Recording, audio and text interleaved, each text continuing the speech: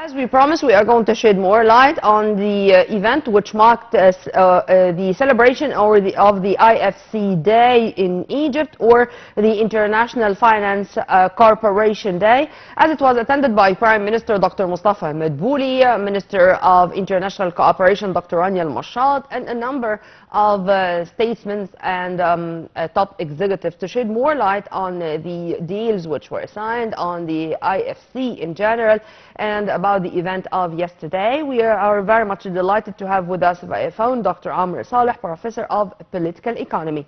Thank you very much for being with us, Dr. Amr, and a very good morning first. Very good morning to you and to all people that are watching us today. Thank you. If you permit me, let's go to start with the deal signed between Egypt and the IFC. And when it comes to these deals, it means that the IFC, as an organization affiliated to the World Bank, they do have this kind of trust in the Egyptian economy as an emerging economy, as an economy which is really very promising to achieve the goals of economic sustainable development on the ground. If you would you please elaborate on that? Yeah, that's very true. Let me give you just a brief about the investments of the IFC in Egypt and the cooperation between the IFC and Egypt. You know that IFC is one of the arms.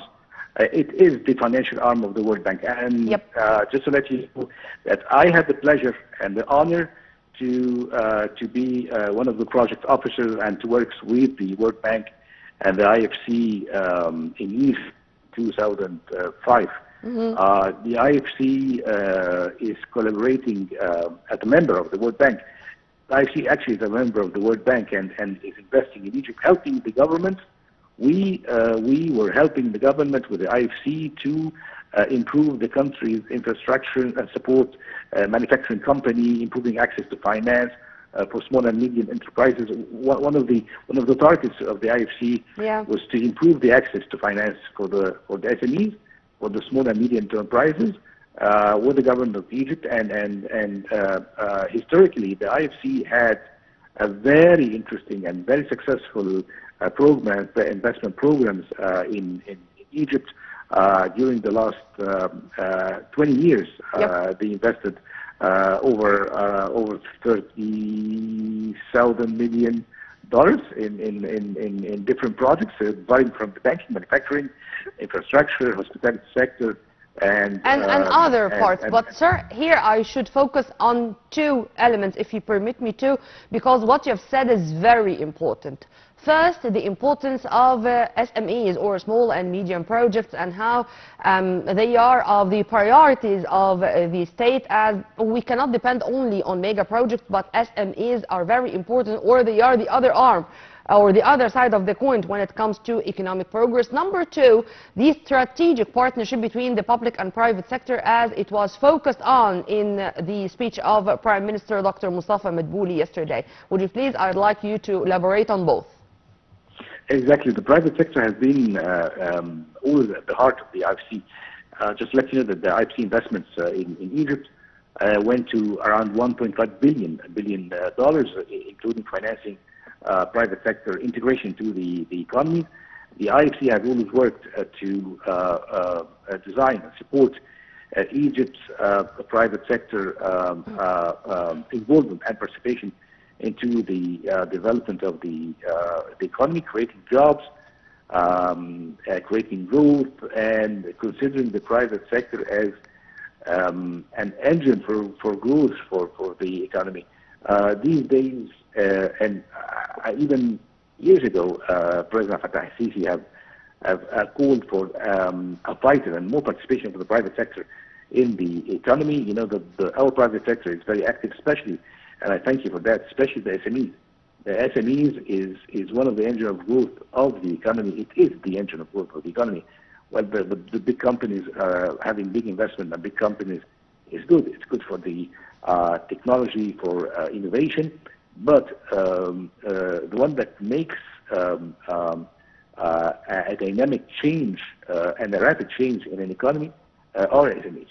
So the SMEs have always been at the heart, and the private sector has been been always at the heart of the job creation, to drive economic growth, to foster different types of sustainable economy, inclusive development, so that the economy would benefit from a growth in different sectors and not only in one sector. So coming back to your question, I think that the IFC is one of the international organizations that had very interesting and very successful cooperation with the government of Egypt to introduce the private sector. And I said that the cooperation between Egypt and the IFC have always very important in the banking sector, manufacturing, infrastructure, you name it. We are speaking about a number of fields, and this was mentioned more than once in the speech of Her Excellency Dr. Rania Al-Mashat, Minister of International Cooperation, as she really praised the fruitful cooperation between the IFC and Egypt. If you want to also elaborate on her speech yesterday. Yeah, you know that the IFC has provided trade financing to the different economic sectors, especially the banking, tourism, helping the lenders' clients to import commodities like pharmaceuticals, for example, fertilizers, spare parts. The IFC has supported the country manufacturing sectors, which take today around 20% of the equity stake in Egypt. And IFC has invested more than $25 million in carbon holdings to improve the petrochemicals sectors in Egypt. 10 million, for example, if I'm not mistaken, 10 million loan for the hospitality sector to support the expansion and help some of the companies to preserve jobs and to create a better output in the hospitality sector. So our portfolio actually with the IFC is a big portfolio, and you know what? You know that one of the very important measures of success between a country and an international organization and donors is simply the portfolio. How much this organization is ready to put money, how much this organization is already putting money and investing in a country, and how much the technical assistance, what is called TA, technical assistance. Amen to that, sir, and to boost the banking system, for example, to introduce financial and non-financial services. This is very important to have our projects based on scientific studies to fight bureaucracy. For example, yesterday the Premier said that we have given more than 50 golden licenses for already existing projects, and we amended the, if I may call it this way, the situation and the executive status of other factories or companies or even small and medium projects. I mean, we do have a comprehensive view or a panoramic view when it comes to these issues. If you want to also elaborate on that and the importance of this point which was raised by the Premier yesterday. Yeah, this is a very important point, and let me tell you also that as said before, I had the pleasure and the honor to work with the IFC. We have worked on opening business, financing the SMEs, especially in countries like Algeria, Morocco, and other countries in the Middle East. The IFC has lots of experience with the Middle East countries, and I'm going to tell you that Egypt is one of the top countries with whom the IFC has worked and participating in financing investments in developing countries. Our portfolio is very big, and the technical assistance that has been given by the IFC, especially in the banking sector, this is a very important point, by the way, is that's what's called access to finance.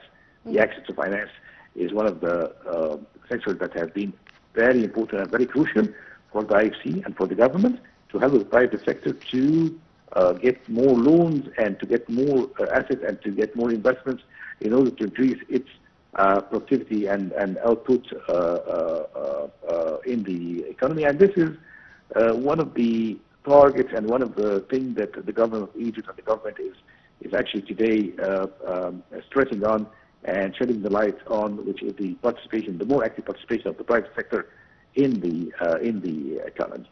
And in fact, sir, the event of yesterday, it's a kind of a ceremony, an annual meeting to celebrate the achievements implemented on the ground by this fruitful cooperation between the IFC and Egypt. And as if it is a sustainability report, speaking about what was achieved, what are the future goals of both, what can be implemented on the ground, the dreams which are not dreams anymore, they are processes going on. Yesterday it was a kind of a celebration more than anything else, if you agree with me on that. I do agree, a celebration, and we do have the right to celebrate. And the IFC should be very proud, and we are actually very proud with the cooperation that we had with the IFC. IFC should also be very proud because, you know, as much as they put money, as much you get a positive feedback for your projects. The IFC, as an international donors, is really interested to have partners and good partners with whom success stories could be written. And I can tell you that Egypt is one of the most successful success stories of a cooperation between the IFC and its partners. The IFC had, and we have, we had lots of interesting and successful success stories.